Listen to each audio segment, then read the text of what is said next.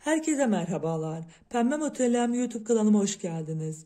Bugünkü videomda sizlere daha önce birçok yaşını ve yetişkin bedenini anlattığım hırkanın bugün de sizlere 6 yaş ölçülerini vereceğim. Hırkamız 2 ön parça, bir arka parçayı ayrı ayrı örüp daha sonra omuz dikişleriyle birleştiriyoruz. Sonrasında kol için ilmek çıkartıyoruz, kollarımızı tamamlıyoruz. Daha sonra da önden ilmeklerimizi alıp lastik örgüyle düğme iliklerimizi yapıp tamamlıyoruz. 3 adet düğme kullandım. İpim Alize Süper Maxi 01 krem 100 gram 100 metre ölçüsünde. Ayrıca yün içeren bir iplik, %25 yün içeriyor. Sizler de aynı kalınlıkta başka iplerle de örebilirsiniz. 7 numaralı ben şiş kullandım. Misinalı şişle ördüm ama sizler isterseniz 2 düz şişle de örebilirsiniz. 4 yumak ip kullandım. Şişinizin numarası da yine ipinizin kalınlığına ve inceliğine göre değişebilir. Hırkamın eni 35 santim, boyu 36 santim. Sizler isterseniz boyunu daha da fazla uzatabilirsiniz. Çünkü bu belde bir hırka, belki daha uzun isterseniz sıra sayınızı uzatabilirsiniz. Hırkamızın kol boyu da 30 santim. Sizler isterseniz farklı objeler de kullanabilirsiniz. Ben 10 adet çiçek diktim. Sizler farklı objelerle de hırkanızı süsleyebilirsiniz. Kız çocuklarınız için bu güzel hırkayı şimdi örmeye başlayalım. Kanalıma abone değilseniz abone olmayı ve bildirimleri açmayı unutmayın lütfen. Kanalıma abone olmak tamamen ücretsizdir. Beni ve yorumlarınızla da desteklerseniz çok sevinirim. Şimdi hırkamıza başlayalım. Hırkamıza Alize Süper Maxi ve 7 numaralı şişle beraber 46 ilmek atarak başladım. 46 ilmeğimi bir düz, bir ters, bir düz, bir ters, bir düz, bir ters lastik örgümüzle örneğimize başlıyoruz. Örgümüze arka parçadan başlıyoruz. İlk önce arka parçamızı bitirip tamamlayacağız. Daha sonrasında 2 ön parçamızı öreceğiz. Arka parçamızı için ilk sıramızı bir düz, bir ters olarak örüyoruz.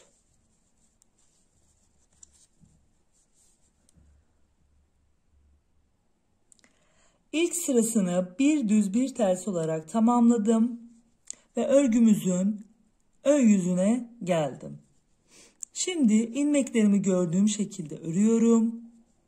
İlk ilmeğimi örmeden alıyorum ve bir düz olarak kabul ediyoruz. İkinci ilmeğimiz ters, düz, ters, düz, ters, düz. Bir düz, bir ters olarak ilmeklerimin ikinci sırasını da bu şekilde tamamlıyorum. İlmeklerimi gördüğüm şekilde örüyorum ve 7 sıra olacak şekilde lastiğimizi örmeye devam ediyoruz.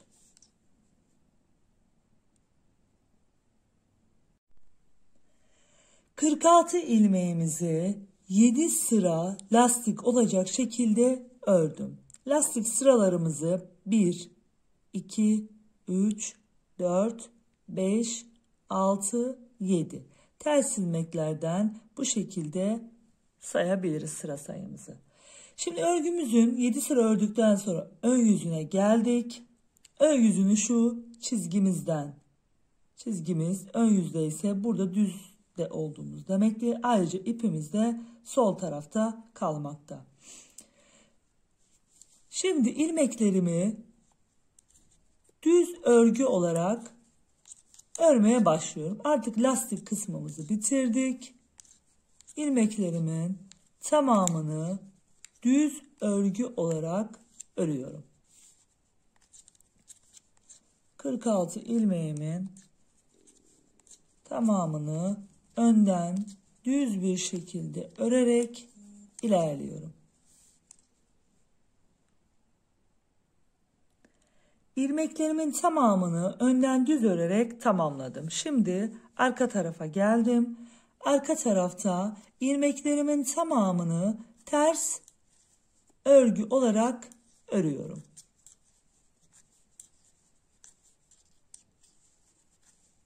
Bu şekilde ilmeklerimin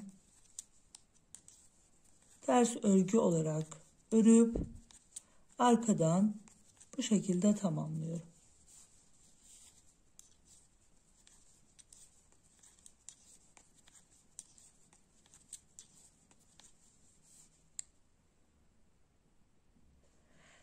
Tekrar örgümüzün ön yüzüne geldim. Ön yüzünde ilmeklerimi yine düz bir şekilde örerek ilerletiyorum.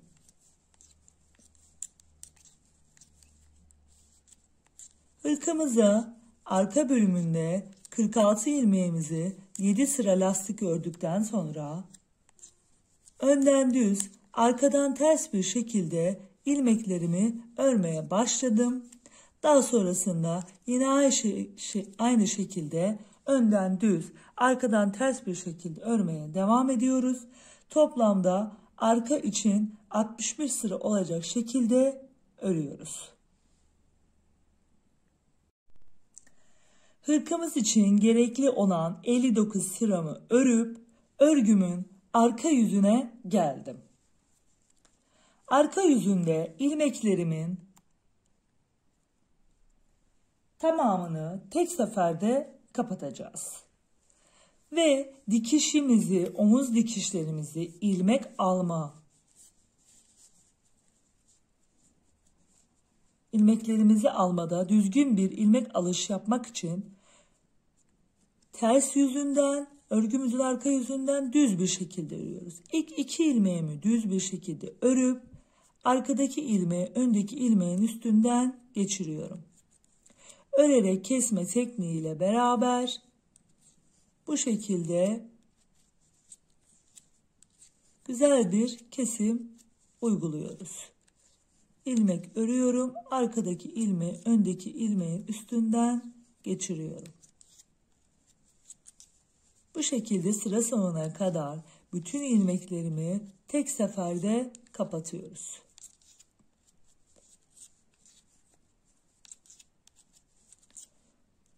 Görünüş bu şekilde olacak.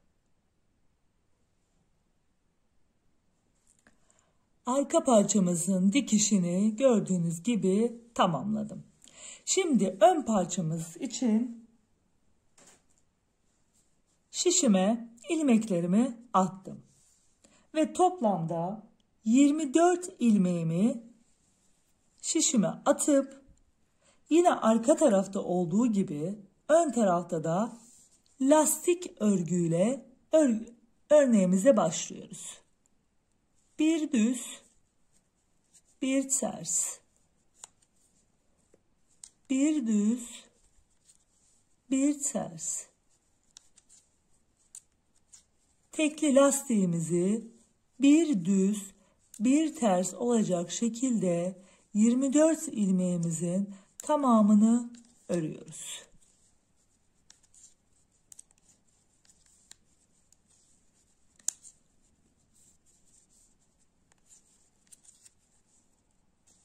İlmeklerimi ilk sırada bir düz bir ters olarak örüyorum.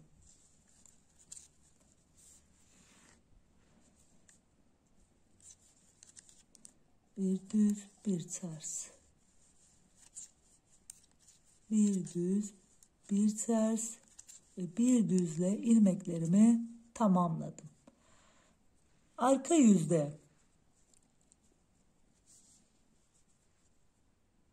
örgümüzün arka yüzünü ördük ilk sıramızda. Şimdi ön yüzüne geldik. Ön yüzde ilmeklerimi ne şekilde görüyorsam o şekilde örüyorum. Düz bir şekilde bitirmiştik. Arkaya ters ilmeğimiz geldi. Ters ilmeğimizi örüyoruz. Bir düz ilmeğimizi örüyoruz. Ters, düz, ters, düz, ters, düz. Bu şekilde bir düz bir ters olacak şekilde lastik kısmımızı da tamamlayalım. 7 sıra lastiğimizi ördükten sonra düz örgümüze geçeceğiz. Arka parçamız gibi 7 sıra lastiğimizi örelim. 24 ilmeğimizi 7 sıra lastik örüp tamamladım. Şimdi ön yüze geldim. Örgümüzün ön yüzünde ilmeklerimi düz bir şekilde örüyorum.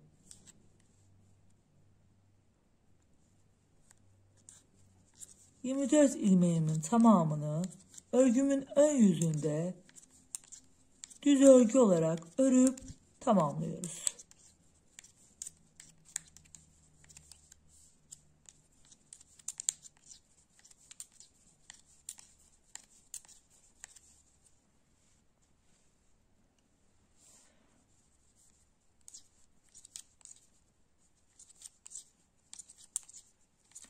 Düz örgümü tamamladım.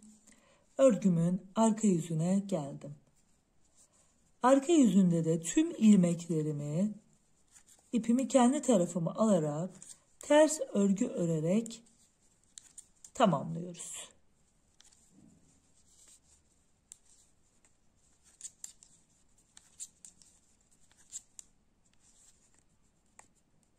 ...24 ilmeğimizin tamamını ters örgü olarak örüyoruz.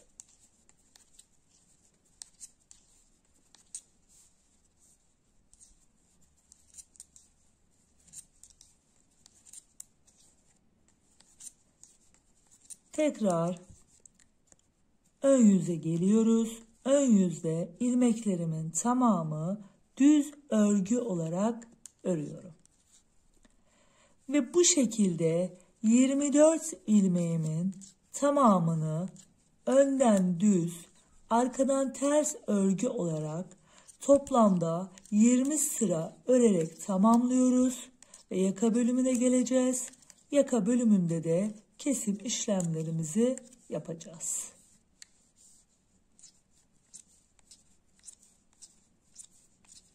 Bu şekilde ilmeklerimizi ilerletelim.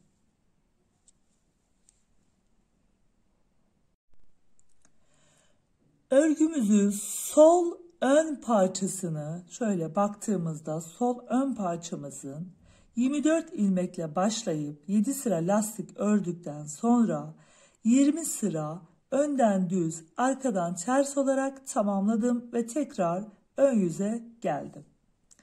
Şimdi yaka kısmında kesim çalışmalarımızı yapacağız. Kesim çalışmalarımız şu şekilde sola doğru yapacağız. Şimdi ilk ilmeğimizi örmeden alıyorum. İkinci ilmeğimi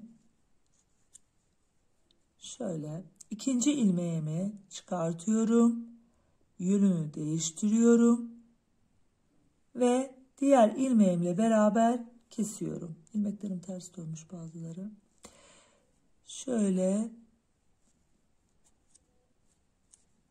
arasından geçirerek ilmeklerimi kesiyorum. Daha sonra diğer ilmeklerimi düz örgü olarak örüyorum.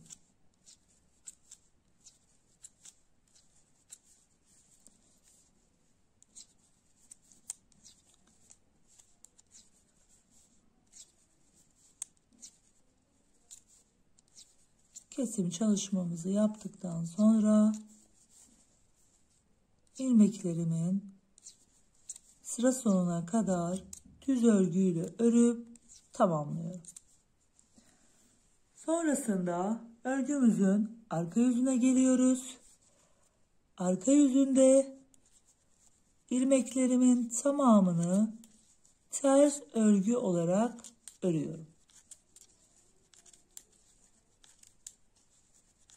Bu kesim noktası çok sorulmuş. O yüzden ilk kesimimizi ikinci kesimimize kadar birlikte tamamlayalım. Sonrası zaten aynı şekilde ilerleyeceği için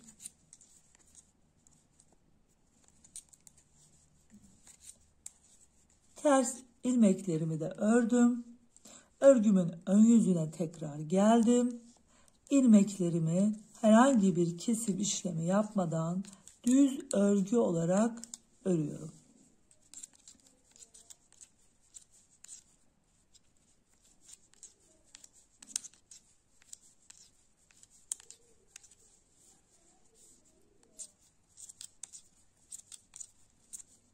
İlmeklerimi düz örgü olarak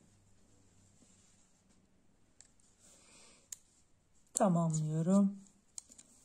Sonrasında tekrar arka yüze gelip ilmeklerimi ters örgü olarak örüyorum.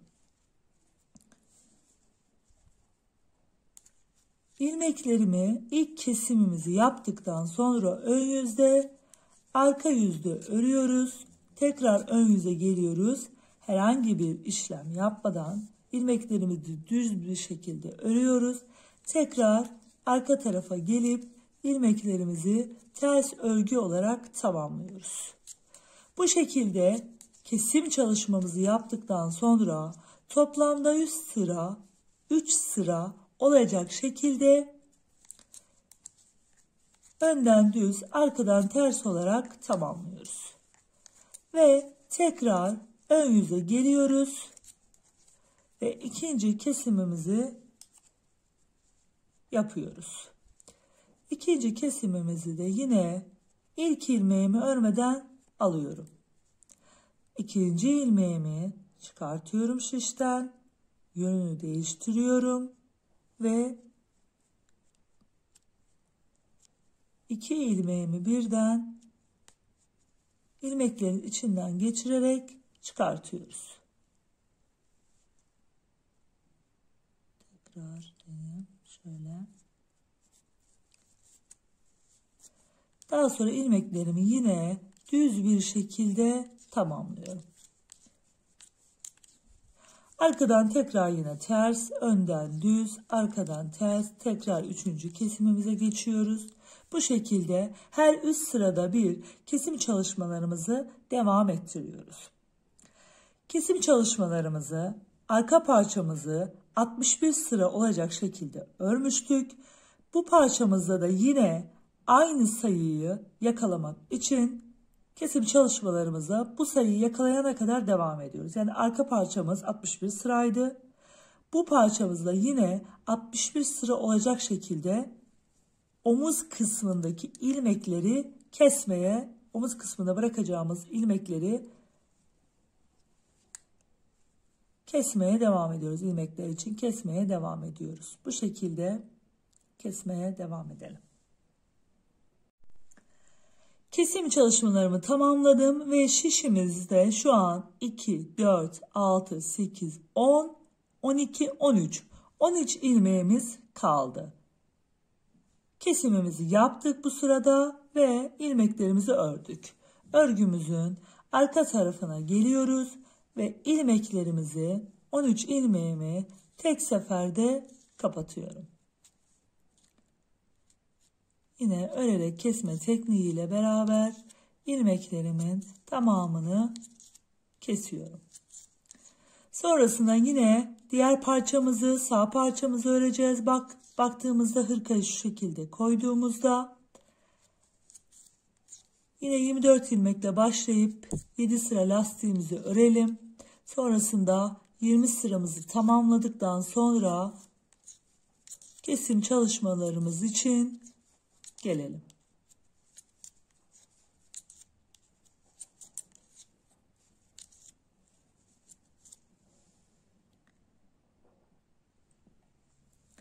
Diğer parçamızı da 20 sıra olacak şekilde ördüm. Şimdi kesim çalışmalarımıza başlıyoruz yaka kısmı için.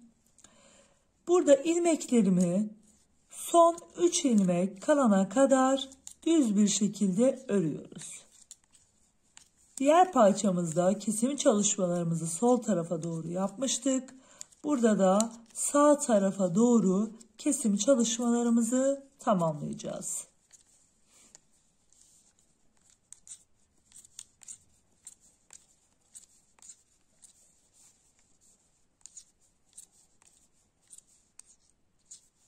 Son 3 ilmeğim kaldı. 2 ilmeğimi birden kesiyorum. Sonrasında bir ilmek daha örüp sıramı tamamlıyorum.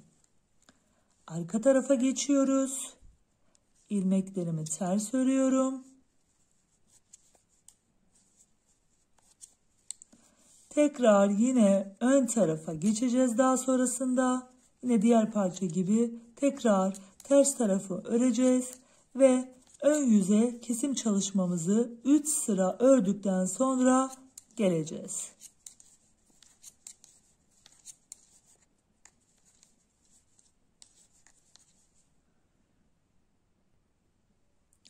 Üç sıramı örüp tamamladım. Ön yüze geldim. Ön yüzde ilmeklerimi yine son 3 ilmek kalana kadar örüyorum.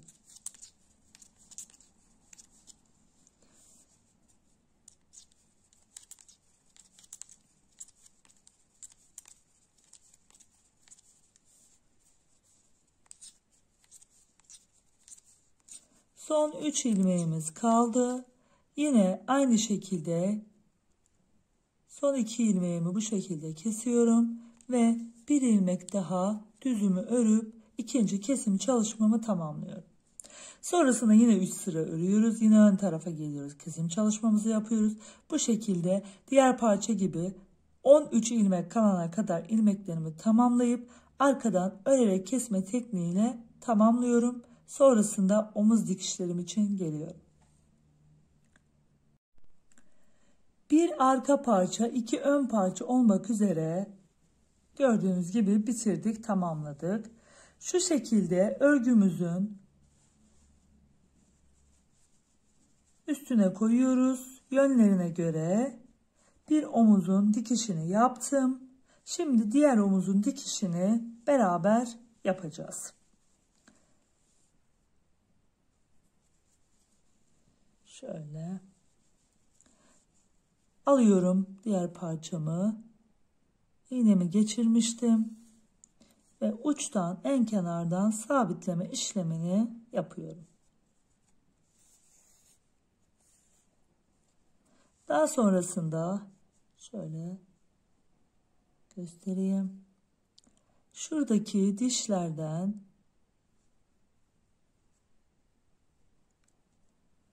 şöyle dikiyorum. Şu kesim yaptığımızda oluşan dişlerimiz vardı. Şöyle. Diğer tarafta aynı.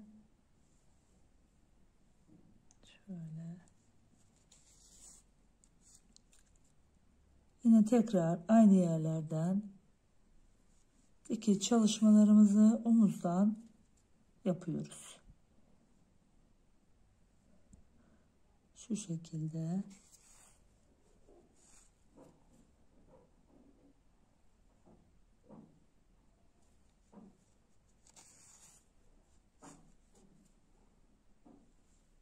Şu dişlerden şöyle dikiş çalışmamızı bu şekilde omuzdaki dikiş çalışmamızı tamamlıyoruz.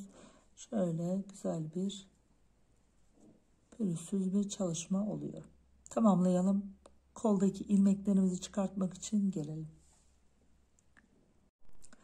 Omuz dikişlerimi tamamladım. Şimdi koldaki ilmekleri çıkartmaya başlıyorum. İlmekleri düz örgümüzün düz yönünden çıkartıyoruz. Burada düz yönünden çıkartıp yine aynı noktaya geliyoruz. Diğer tarafı da yaparken burada ön parçadan başlıyoruz şu tarafta. Burada da arka parçadan başlıyoruz şu taraftan. Şuradan ön tarafa doğru geliyoruz. Yani iki taraftan da düz yönünden çıkartıyoruz. Burada çok soruyorsunuz. Hadi diğer taraf aynı noktaya gelmiyor, ters tarafa geliyor diye. O zaman arka taraftan başlayıp ön tarafa geliyoruz. Şimdi ben burada bir yer belirledim. Toplamda ön taraftan 20 ilmek, şöyle biraz daha ortaya getirelim. 20 ilmek, arka taraftan da 20 ilmek olacak şekilde toplamda 40 ilmek çıkartacağız. İlmeklerimizi sayarken şu omuz çizgisinden itibaren gördüğünüz gibi şurada büyük boşluk var görünen. Bir büyük boşluk daha. Daha sonra şu arada bir minik boşluk. 2 büyük boşluk, bir minik boşluk. Bu minik boşluk da 2 tane büyük, zaten boşluklarımız belli oluyor büyüklerin arasında olan minik bir boşluk, tığımızın girmesinde zorlandığı bir boşluk. Daha sonra yine 2 büyük boşluk, bir minik boşluk, 2 büyük boşluk, bir minik boşluk şeklinde sayıp buraya kadar geliyorum ve ayrıcımı buraya taktım. Diğer tarafı da aynı şekilde yaptım. Aşağıdan yukarıya da saydığımızda şu düz ilmekleri şu şekilde saydığımızda 35. sırada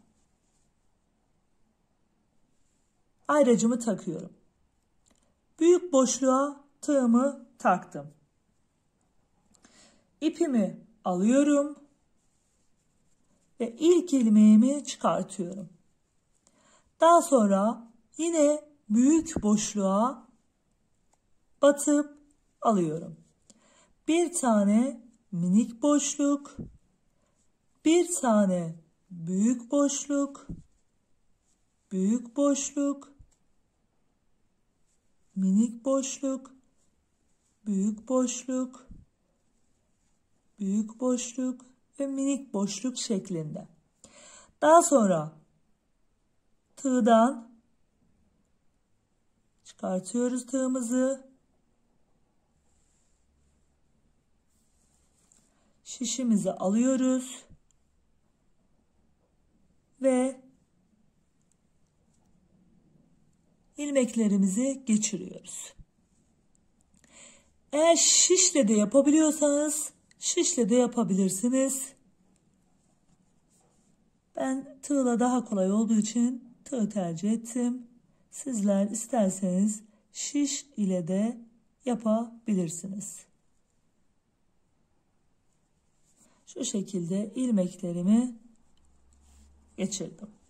Sonrasında yine 2 büyük boşluk, bir minik boşluk,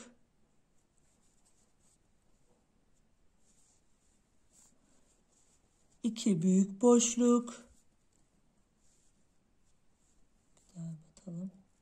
bir minik boşluk şekilde omuz çizgisine kadar devam ediyoruz. Toplamda 20 ilmek buraya kadar çıkartacağız. Omuz çizgisinin olduğu yere kadar geldim ve şu omuz çizgisinin olduğu yerden bir ilmek alıyorum. Bu tarafta 20 ilmeğimi çıkardım. 21. ilmeğimi çizgiden alıyorum. Daha sonra yine büyük boşluk, büyük boşluk, bir minik boşluk,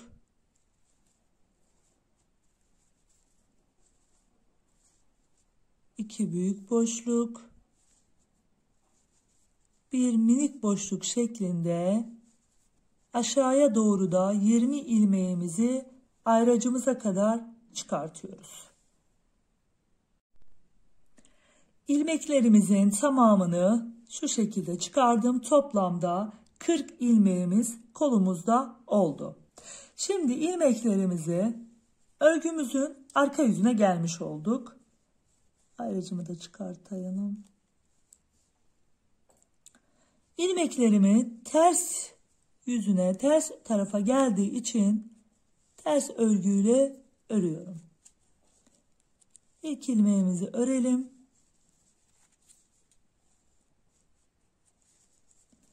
Daha sonrasında ilmeklerimin tamamını ters örgü olarak örüp sıramı tamamlıyorum.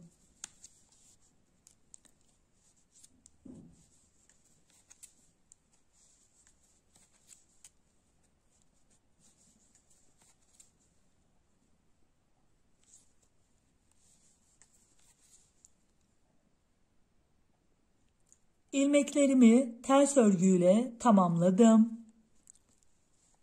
Düz yüzüne geldim. Düz yüzünde tüm ilmeklerimi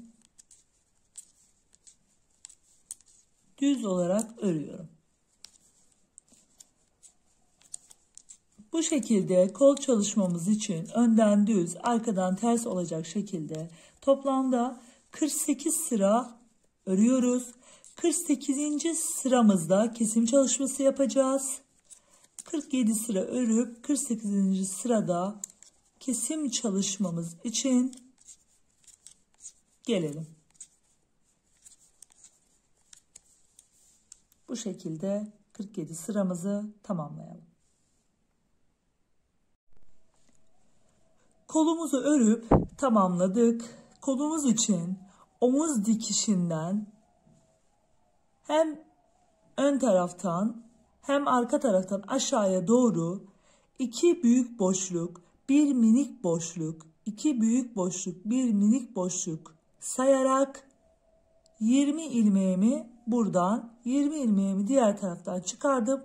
Toplamda 40 ilmeğimiz oldu.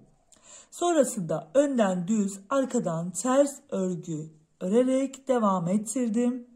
Toplamda 47 sıramı ördüm. 48. sıramda ilmeklerimi lastik örgüye geçmeden önce kesim çalışması yapacağım. Kesim çalışmamızı da bir ilmeğimi alıyorum. 2 ilmeğimi bir kesiyorum. Bir ilmek örüyorum. 2 ilmeğimi birden kesiyorum. Bir ilmek örüyorum. 2 ilmeğimi birden kesiyorum. Bir ilmek örüyorum. 2 ilmeğimi birden kesiyorum.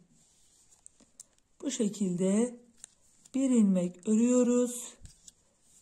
2 ilmeğimizi birden kesiyoruz.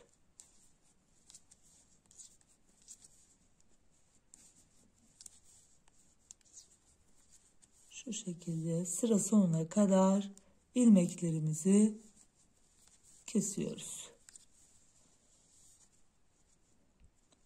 Şöyle hiç videoyu kesmeden sıra sonuna kadar ilmeklerimizi kesip tamamlayalım.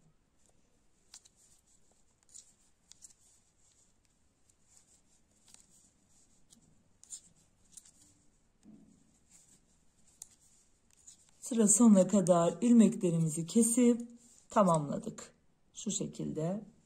Daha sonra örgümüzün arka yüzüne geldik. 48 sıramızı tamamlamış olduk. Şimdi arka yüzde örgümün ters yüzünde ilk ilmeğimi örmeden alıp düz kabul ediyorum. İkinci ilmeğimi ters olarak örüyorum. Bir düz, bir ters.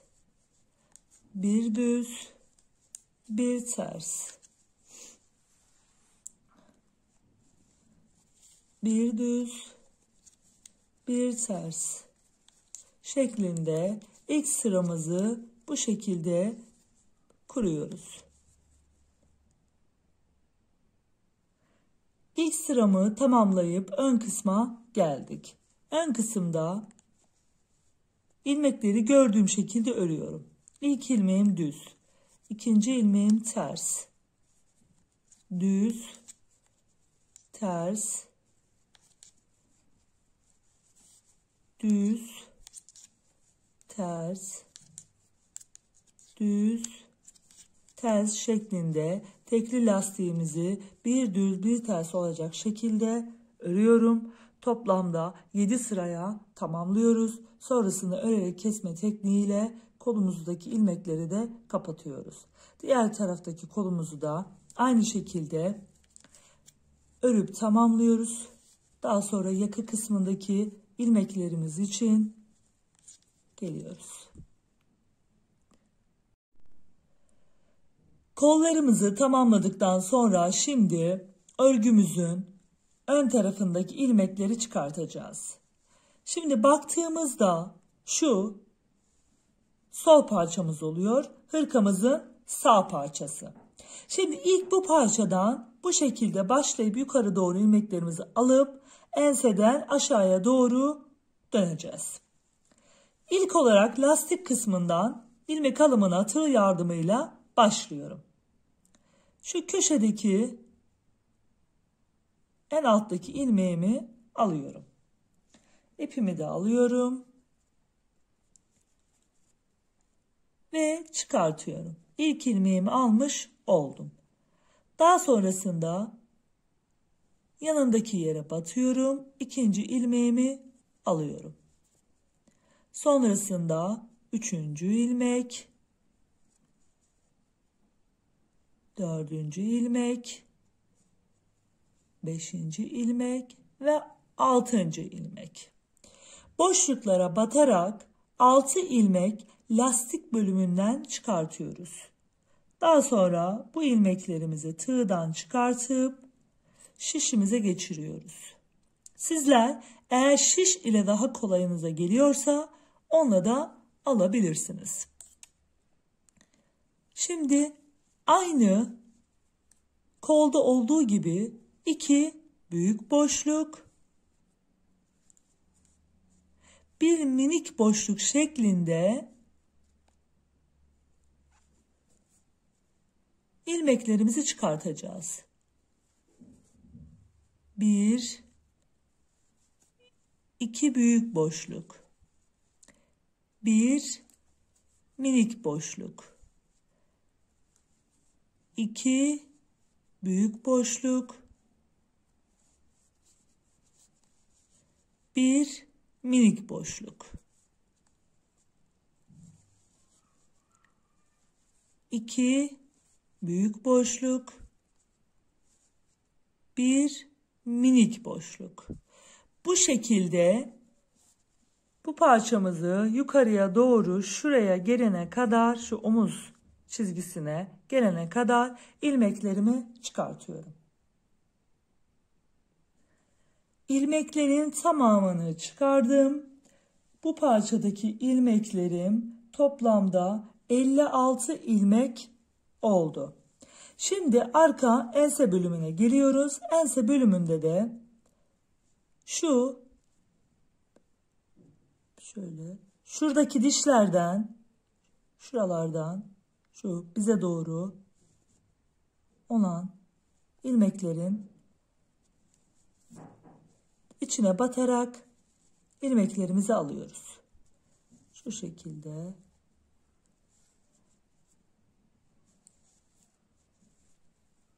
arka parçadaki ilmeklerimizi de alarak şişimize katıyoruz. Eğer ön tarafı 2 şişle yapacaksanız bu lastik kısmını kollarınızı dikmemenizi öneririm. Çünkü diğer türlü şişimize sığmıyor. Misina ile yapacaksanız eğer diktikten sonra da dikmeden önce de yapabilirsiniz. Ben ilk önce lastiği yapıyorum. Daha sonra dikiş çalışmasını yapıyorum. Sonrasında lastik kısmından sonra da dikiş çalışmasını sizlere göstereceğim. Bu şekilde haroşaların şu bize bakan bölümlerinden ilmeklerimizi alarak diğer tarafa doğru ilerliyoruz. Diğer tarafta da aynı şekilde aşağıya doğru 56 ilmek çıkartıyoruz.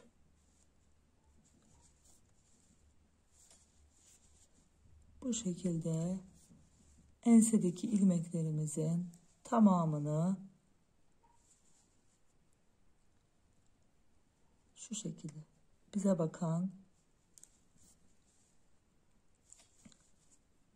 taraftan alıyoruz. Yine tekrar aynı noktaya geldik.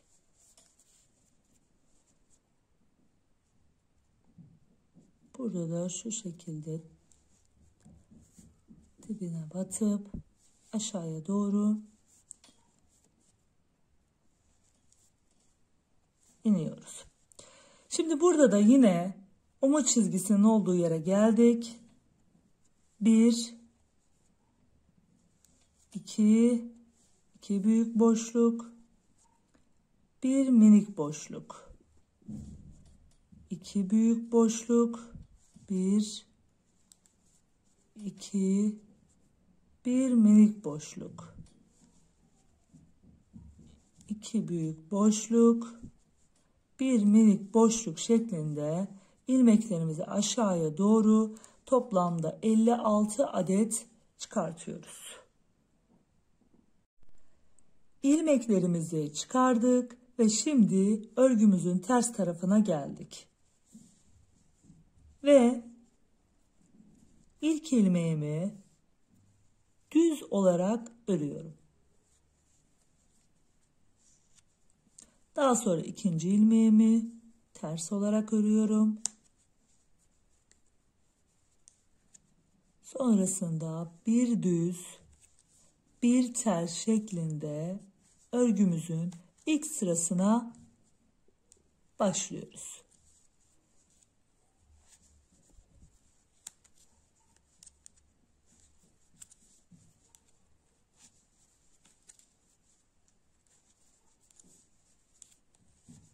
İlk sıramızı bir düz bir ters olarak tamamlayalım.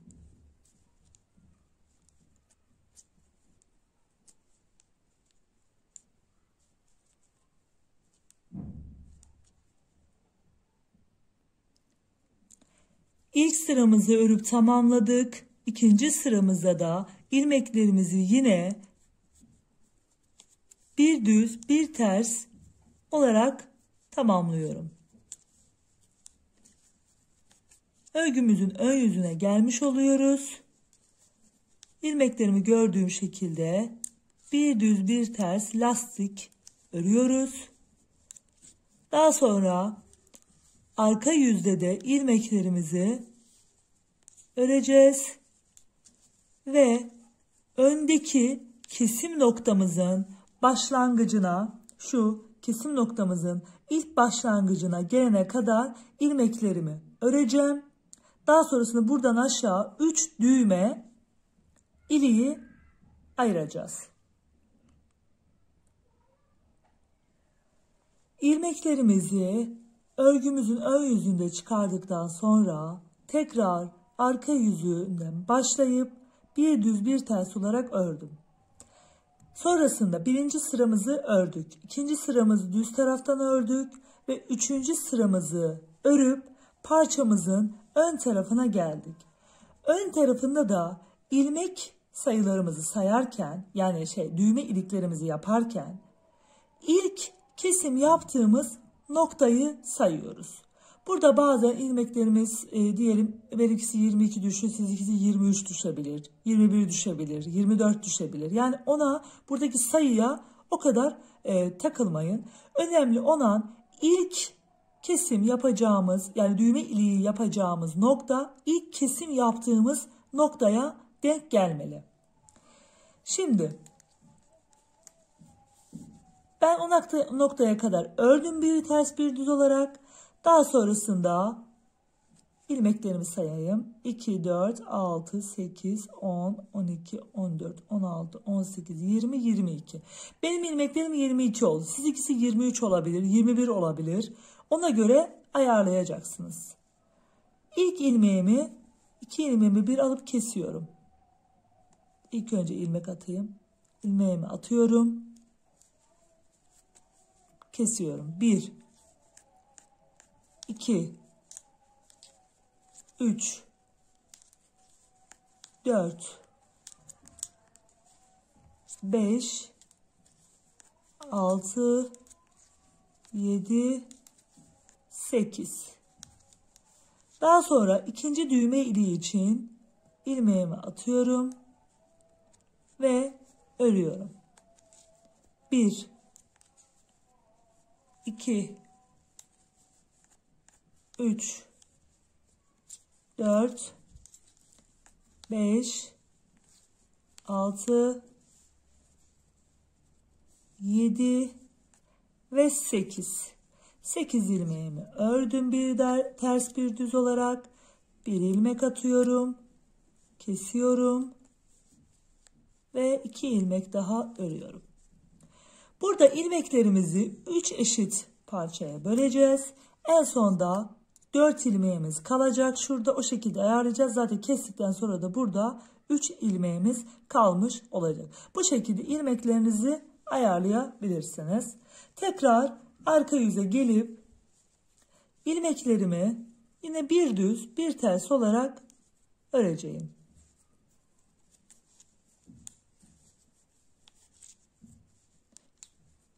Attığım ilmeğimi de örüyorum. Düğme iliğimizi yapmış oluyoruz.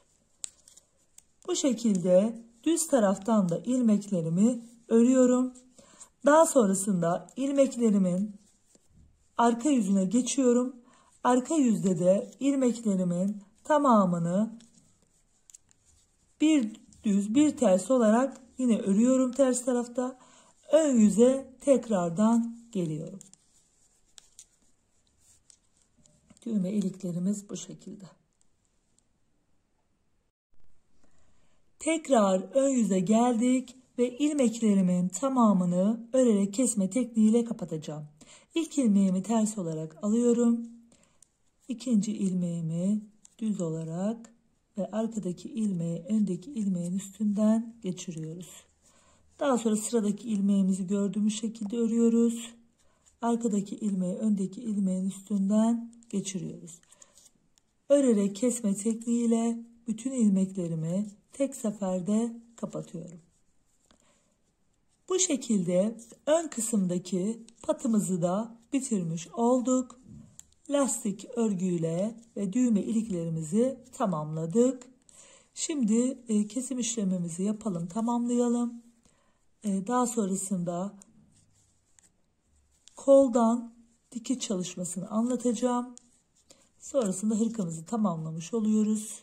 Çiçeklerini de dikip ya da istediğiniz herhangi bir objeyi üstüne dikip crop hırkamızı tamamlıyoruz. Öndeki kesimlerimi tamamladım. Şimdi kol için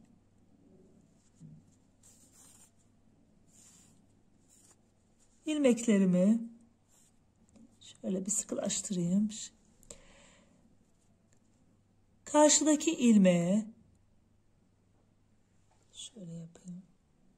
İpimi geçiriyorum ve sabitliyorum. Tekrar buradan diğer tarafa sabitliyorum. Böylelikle ilk aşamada lastik kısmımızı sabitlemiş olduk. Daha sonrasında şu aradan şöyle iğnemizi geçiriyoruz. Tekrar karşı taraftan geçiriyoruz. Yine bu taraftan şöyle aradan ilk ilmeğin arasından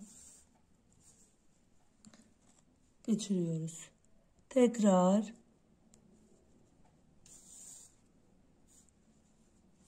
şöyle biraz çekiyoruz.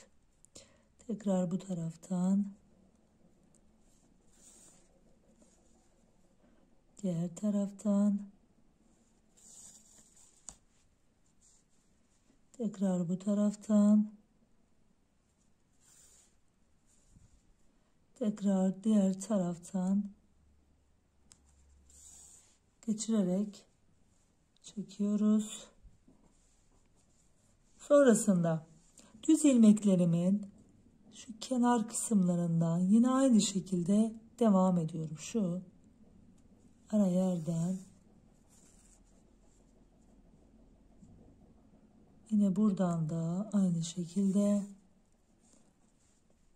Sizin bildiğiniz başka yöntemler varsa o şekilde de dikebilirsiniz. Ben bu şekilde dikmeyi tercih ediyorum. Yine karşı taraftan, bu taraftan şöyle sonra çekiyorum ve gördüğünüz gibi dikişimizi elde etmiş oluyoruz. Yine tekrar bu taraftan, diğer taraftan şöyle bu şekilde kol altına kadar devam ediyoruz. Kol altından sonra da şöyle göstereyim. Şurası ön kısmımız. Şöyle kol altına kadar geliyoruz. Dikişimizi yaptık şöyle. Daha sonra aşağıya doğru iniyoruz. Yine şu noktaya kadar tüm ilmeklerimi kenarlarından karşılıklı olarak ön ve arka parçayı da birleştirip dikiyoruz. Aynı koldaki yöntemle hiçbir farklılık yok. İsterseniz buradan da dikişi yapıp gelip yine kol altından yine kolumuzdan uçtan tamamlayabilirsiniz. İstediğiniz şekilde dikiş çalışmanızı yapabilirsiniz. Şimdi dikiş çalışmalarımı bitireyim. Daha sonrasında ben çiçek dikeceğim için çiçeklerimi de dikip tamamlayayım. Son haliyle geleyim. Sizler istediğiniz objeyi üstüne dikebilirsiniz. Böylelikle çocuklarınız için 6 yaş crop hırkamızı bu şekilde tamamlamış olduk. Hırkamızın çiçeklerini de bitirdikten sonra gördüğünüz gibi tamamladım. 3 adet de düğme kullandım. Kız bebekleriniz için kolaylıkla, rahatlıkla örebileceğiniz çok kolay bir hırka. Sizler de benimle beraber örmek istiyorsanız kanalıma abone olarak bu güzel hırkayı örebilirsiniz. Sağlıcakla ve esenlikle kalın. Bir dahaki videomda görüşmek üzere. Hoşça kalın.